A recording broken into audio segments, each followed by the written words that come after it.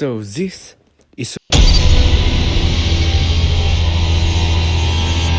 it is a fast FPS that you can play for the tiny sum of 23.99 euro. It is currently under development by the studio New Blood Interactive and the man himself, Arasi Akita Patala. By the way, he's responsible for most of the genocide in this game since he created it, so don't blame me if I became a mass murderer.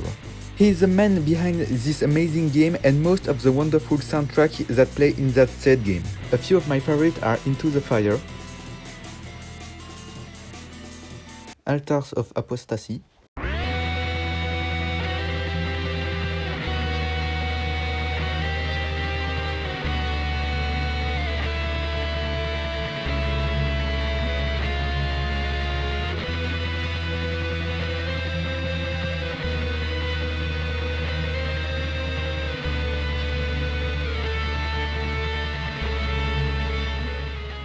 versus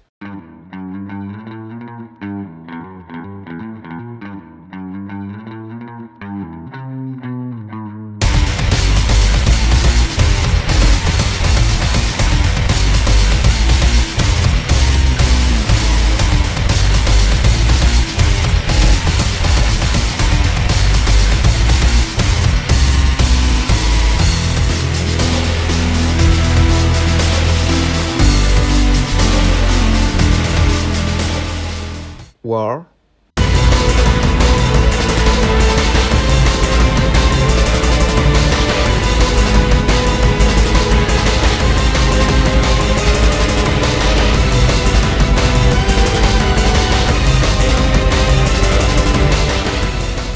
The World Looks Red,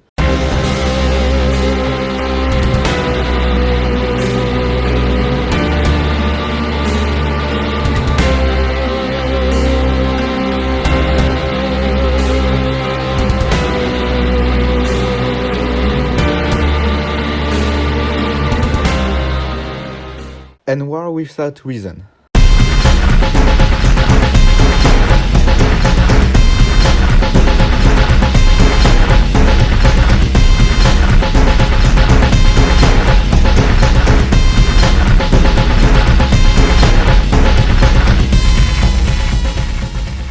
Though he goes by the name Heaven Piercer for the upload of his song. You may or not be already familiar with another game called Devil May Cry, which ULTRAKILL takes a fair bit of features such as the style meter and implements them into the game.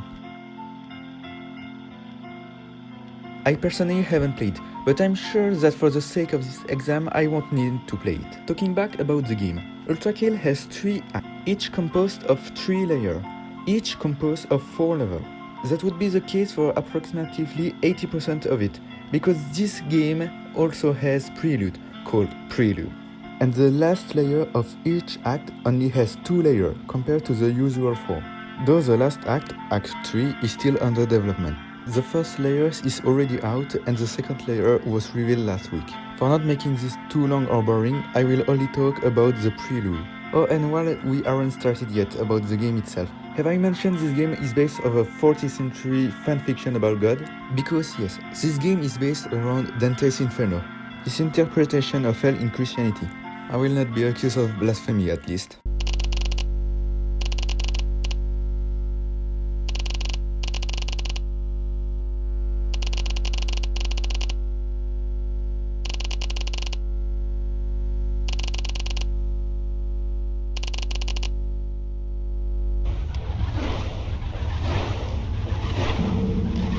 Starting with the first level of Prelude, we have the most exciting gameplay ever. That's right, the tutorial.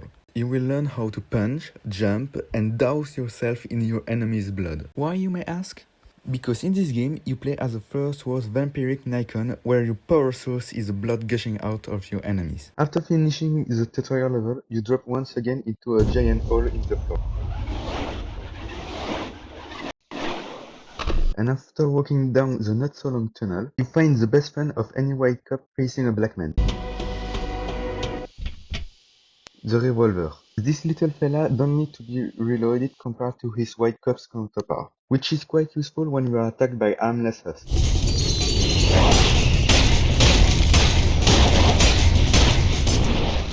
Those little gremlins are called spills.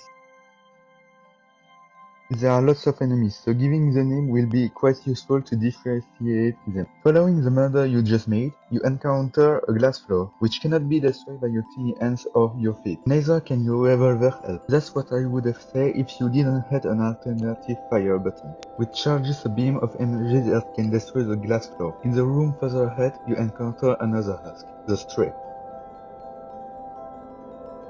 Compared to his armless brother, he has arms, and he will use them to throw you projectiles, which, surprisingly, can be punched right back at him and turn him into a useless corpse like his long-dead brother. And after countless murder, you encounter the boss of this level, the Funny Rock. And after a not complicated boss, you can finish this level.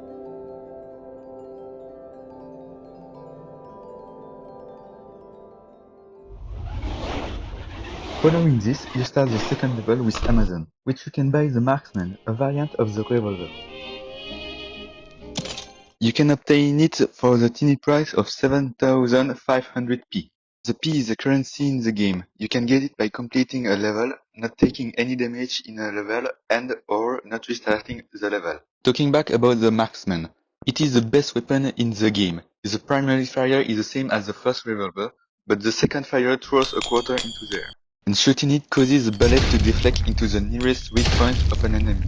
Despite being the size of a nickel, the coin's location could be anywhere. For example, you could throw one into the infinitely vast space and throw one in front of you. Shoot the one in front of you, make the bullet ricochet to the second coin in space, and hit the weak point of an enemy. Though it won't work if the coin doesn't have a direct line of sight with the next coin or an enemy. Continuing the second level, you continue your genocide on small and weak enemies like small ants in the nearby park. In this level, you don't directly encounter a new enemy, but you get a glimpse of it. This thing is a robot, just like you, and he is also powered by blood, just like you. At the slight difference that he can't just drown himself into blood just like you to power himself back. And the level finishes without a boss. Don't worry, you will get to see him again. Starting the third level, there is nothing special, a simple large room with a tall ceiling.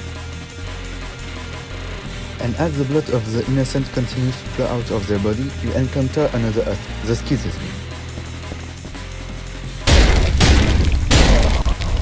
The Schism is a greater husk compared to the filth of the Stray who were the lesser husk. There is three types of husk, the lesser husk, the greater husk, and the supreme husk. We won't encounter any supreme husk in the prelude, so we won't talk about it. Like the Stray, he shoots energy orbs, and I put orb with us because he does shoot more than one at a time. 5 orbs are either shot vertically or horizontally. Don't worry, you can punch them back at him like his little brother. Following this, you get to the only problem neither high-speed projectile nor money can solve. That's right, I'm of course talking about road construction. For this, you need to get your hand on high explosive by kindly asking your buddy for a teeny help. And by kindly asking, I mean shoot a bullet through his rectangular head until it kneel down at you. With this, you can acquire a new gun, the Remington grenade launcher, exploding the blockage and make it disappear like my ex vanishes from my life. But the fun part about this shotgun isn't that. Remember when I said you can punch energy orb back to the sender? Well, what if I told you that you can punch your own bullet?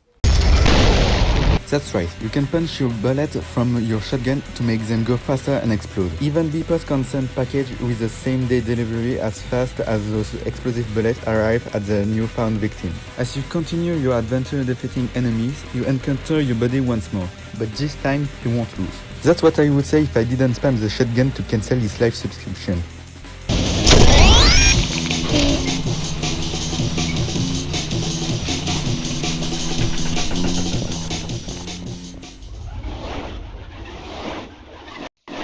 This level isn't very interesting, other than the fact that you can buy a new shotgun that can pump a bit more than necessary. But it will cost you your life if you shoot it with too much pump. Because once you pump it too much, it will explode, creating a suicidal bomb. I can finally join my resistance can in Valhalla.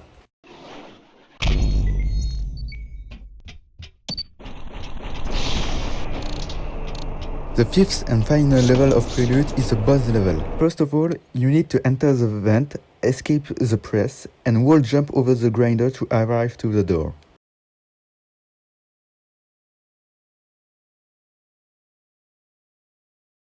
or you can just jump over the lava.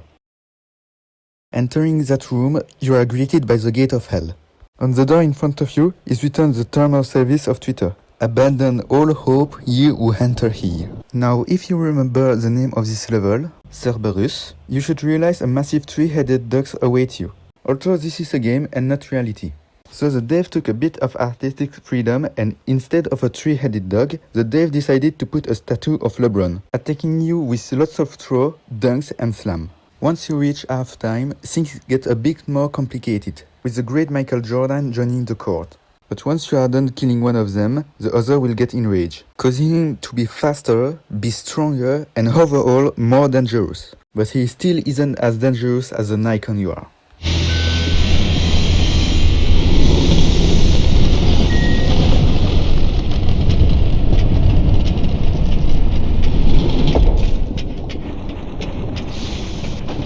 And with this concludes the prelude.